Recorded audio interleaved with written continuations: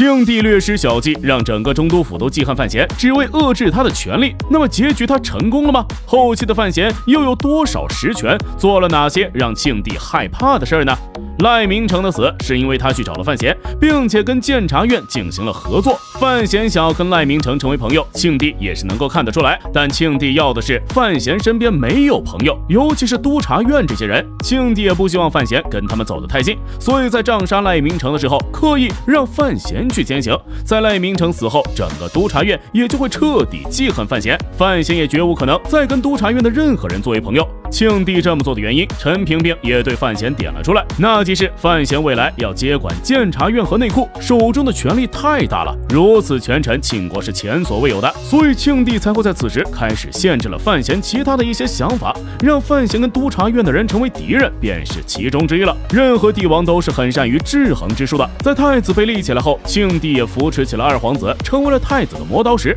让两人之间开始互相限制权力。在范闲逐渐的起来后，庆帝也放手让范闲跟老二去对抗，不过在合适的时候，庆帝还是会选择出手帮助弱势的一方，让两人之间一直存在于一种平衡的状态，可以说这便是帝王之术了。而范闲也知道了自己将会是朝堂上的一位孤臣，在朝堂之上，范闲恐怕也是得不到其他官员们的支持了。不过仅仅是如此，也不过是限制了一下范闲跟其他官员之间的合作罢了。范闲手中的权力依旧是庆国最高的，就连如日中天的陈萍萍和林若甫都比不上，因为范闲手中是汇聚了三大老狐狸留下来的势力。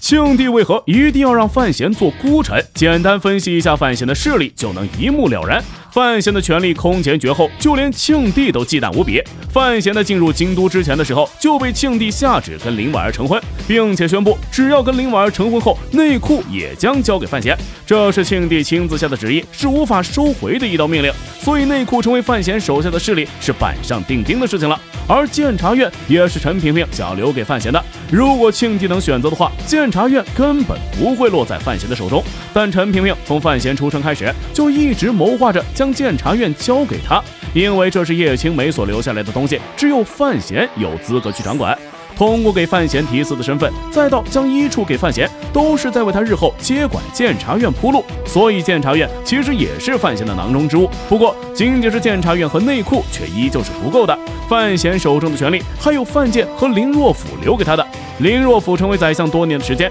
早已暗中培养了不少自己的亲信。在第一季的故事中，因为林拱的死亡，林若甫只能够将林家未来的希望寄托在范闲的身上，所以开始利用自己的权力帮助范闲，并且林若甫也是深知庆帝是个怎样的人，一旦范闲成功上位，他们这些老狐狸们自然不能继续留在朝堂上。林若甫在将自己的势力留给范闲的同时，也在谋划着隐退的事情。在范闲从江南回到京都后，林若甫也将自己的势力尽数交给了范闲，并且辞去了宰相之位，告老还乡。可以说林若甫的这个决定成功的保住了他的性命。范闲就这样获得了林若甫培养多年的亲信，这些人大多数都是在朝为官，就算范闲自己不会主动结交，林若甫也已经帮范闲铺好了后路。后期的范闲势力到底有多大？前期的他就在庆国朝堂上不可一世，后期手握权力更是无人能遏制，这也是庆帝一直针对他的原因。除了林若甫给他的官场之外，就是范闲的那位父亲范建了。范闲作为户部尚书，掌管庆国的国库，跟内库之间本身就有着来往，加上在朝中多年，范建也有着不少的门下学生，这些人范建也同样是留给了范闲。就算庆帝一直遏制范闲，不让范闲获得太多的权力，却也架不住这些老狐狸们将自己多年的经营留给他，所以范闲其实并不算一位孤臣，反而在朝中的势力比任何人都要庞大，即便是太子和二皇子都比不上。不过让范闲逐渐成为庆国第一权臣的后果，就是那些老狐狸隐退的隐退，被杀的被杀。陈萍萍就是个很好的例子，将监察院留给范闲后，他便告老还乡。如果不是为了查清楚叶青梅当年真正的死因，也没有人能够让那个陈萍萍重新回到京都。陈萍萍在回去的时候就已经做好了生死的准备了。除了陈萍萍外，林若甫和范建两人则是功成身退的。辞官后的林若甫在老家定居生活，精气神还要比为官的时候更好了一些。